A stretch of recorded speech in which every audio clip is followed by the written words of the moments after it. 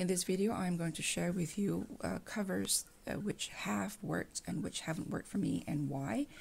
And hopefully from my experience, you can extrapolate for yourself as to which kinds of covers may work for you and what you need. So let's start with the Hobonichi, because that's what I've, September, a lot of people have started replenishing their Hobonichi planners and are looking for covers or are rethinking their covers. So let's start with this one here. This is by LeCow, a gentleman called Diamond, who used to be based in Taiwan. He's currently based in the US. This one here has been stamped as his other brand is LeCow.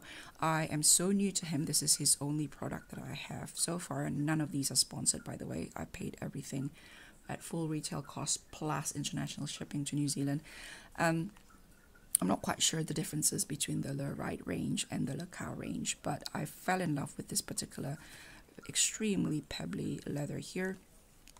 And I spotted some products that he made for some people, and I've requested that he made something similar with little tweaks. So in this case, this pocket, I prefer the pocket at the front to be as raw as possible. So this isn't the rawest piece of leather I've seen, but it's beautifully put together. I'm very pleased about that. And these rainbow stitching is an extra cost, and I've asked that we use 2 different colors for this particular fastening elastic, and this particular elastic on the inside, which gives it that traveler's notebook Midori formatting for little booklets, for little additional pieces like this one here, and the folio insert like this for larger, chunkier books such as this one here. I am not one of those people who are comfortable enough to put huge chunky books into tiny straps like that. I feel very nervous about that. So what I like and what I don't like. The leather is what I like. His craftsmanship is great. And he is relatively flexible to work with one-on-one, which is what I like. I believe his business is relatively new, a couple of years or so, or a year. I honestly can't remember. I have to double check. But I found that a lot of craftspeople who just started their business are more open to one-to-one flexible ordering system. As they get more and more popular and as more and more demand is placed on them, I become less and less likely that you can design a product in a free flow manner, one-to-one, which is, fair enough. But my preference is, if I'm going to have a custom made product, then I want it to be a custom made product. So what I don't like, not what I don't like, but what I feel could be improved. So in my next order, I've asked this not to come out this way from 2 different sources like this, because although that come across a lot stronger in first impression, when you strap it together like so, I don't like how these 2 don't meet. First, second, there's little pieces like this. Of course, with raw pocket, there's all this little jagged edges, but on the edge, like this, just a little tiny bit of thing such as this one here can really impede on the flow of the smooth working of the item. So for a long time when I do this, it got snagged like that, and that happens all the time. It takes me a long time to learn for this not to happen. It means a lot more. I have to stretch a lot more to make sure there's a lot more gap between my movement and that little corner there. And so that just attention to details, I suppose. The other thing is this kind of fastening makes me nervous, because if you lose that, then you lose the connection there, and I honestly don't know how to reconnect something like that without the actual device to do that with. I don't know what you call it. Having said that, though, we are given extra strap here to replace this with, but I feel that that doesn't look like it's long enough, and also it's not long enough because I believe it is to be fastened in the same manner, and I have no idea how to do that. I much prefer, see that little metal was there. So I much prefer the Midori loop knot style because it's the strongest. Sometimes the simplest, most basic way is the strongest. So that's that. And the other thing is the pen loop. Because this is made of leather, the pen loop is attached this way. I understand that this has to be as thin as possible, otherwise look, it's already leaving a mark. It also, when you do this, it bulk up unnecessarily if it's too thick. However, with a very thin pen loop like this, it is often a struggle to slip in a certain kind of pen. So this one here is not too bad. So you do this, but it does wrinkle a little bit with some other pen, for example. So that's not an issue. So, but let's try to do this.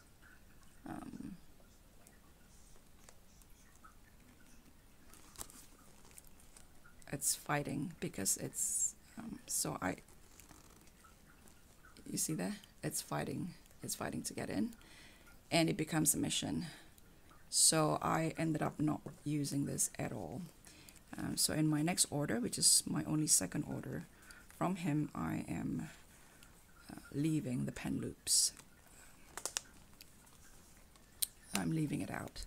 So that's LeCow or Lerite. His leather is great, and his leather and his flexibility in terms of your request is what I most like about this. But it is heavy. It means that I cannot carry this around. That techo is heavy, and this leather, and I love leather, especially single grain, they tend to be on the heavy side. So that's that. The second is Coal Creek leather, this one here. You've seen this in my first Hobonichi ever, and this is my first Hobonichi cover ever. It's been a year, so you could see the patina. I'm not quite sure if you could see the patina, but it has grown quite brown, quite dark, and I really do like that. And you could see it's been scratched,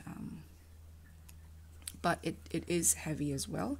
And again, the pen loop here, it's more rubbery, so it does tend to move around a little bit with the pen. But if the pen is small, it's good. Fountain pens with big one is a bit of trouble. So a similar issue to the thin leather pen loop there. But this is very solid, very, very solid Coal Creek. But it does have the riveting and the multi-layered pockets and such, which you can custom make as well. You can put them together. And they have the page. You choose your leather, you choose your stitching, you choose your rivets, whether you want it silver, brass, etc., whether you want pen loop or not. All that is there. They're on Etsy, again not sponsored, but again it's on the heavier side, although not as heavy as this one here. So that's that one there. And my device, I think, is running out of battery. And so the fabric covers are pretty, but they're probably not as functional because they're very hard to clean and they're not as robust. So perhaps for novelty and for decorative purposes, they're quite cute. This one is by Harris Tweed, or by somebody who works with Harris Tweed. This isn't the best made cover out there. They have other products that's probably they're better at making. This one here is advertised as for A6 Hobonichi Techo, but that is the notebook, A6 Hobonichi notebook, or A6 notebook full stop. And it can only take this thickness because they forgot to take consideration space for pen. So without the pen, you can use this cover for this one.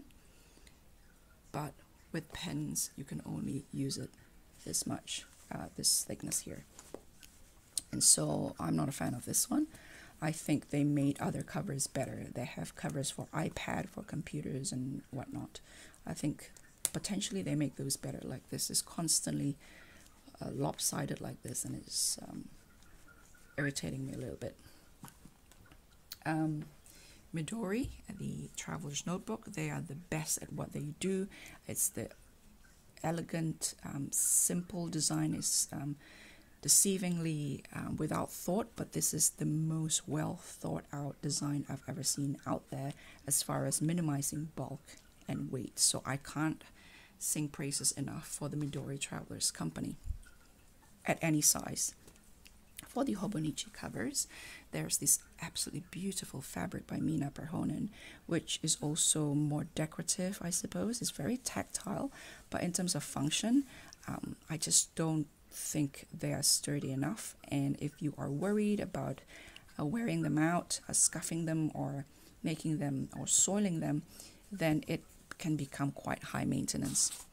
You can try to put cover on cover, such as this, but the plushness of a lot of their fabrics means a lot more volume, and therefore the cover on covers don't work as well. They look really squeezed in on these fabrics. So you have to be able to live with having these absolutely wonderful fabrics, getting the oil, your sweat, dirt and scuffing and bumping against hard objects in your bag. So as a result, I don't carry them with me. They stay in my drawers, and therefore just by that virtue their function become quite limited and purely decorative, with a very little protective or functional purpose other than to lock the books together through this pen loop and having the visual and tactile pleasure of touching them every time you open your book. Other than that, the function is pretty limited in my opinion.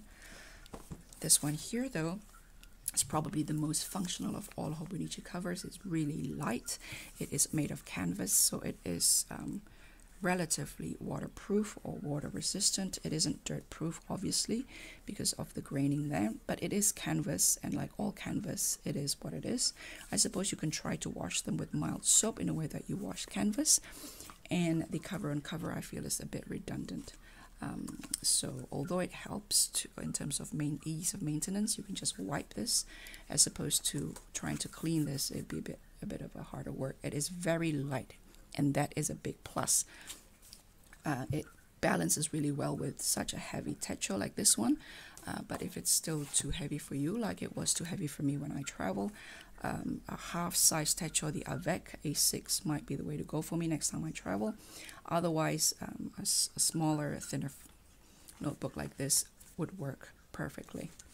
So that's that, and good luck. Let me know how you go with your cover. Oh, I forgot to mention the ultimate cover that I'm absolutely in love with. This is by Superior Labor, a writer's organizer. It isn't the cheapest, but this is probably the best organizer cover I've ever had by Superior Labor. I bought this through Nomado's store in Europe. It has a really generous space for a lot of pens, but it does add to the bulk. So, but it serves a different function than the compactness and lightness of this one here. So I found this to be one of the best cover out there. Unfortunately not the cheapest, so I might talk about this in a different video focusing on this one here and review this. This is nude or natural, and you can see slowly it has gained patina, and I absolutely love the honey brown patina that these natural leather often have after a year or so. So that's it, and I will talk to you again soon. I'll probably focus on each of these covers in my next few videos throughout the month of September, maybe October. September is stationery month, so I'll do that, and I'll resume to normal scheduling after September or after October.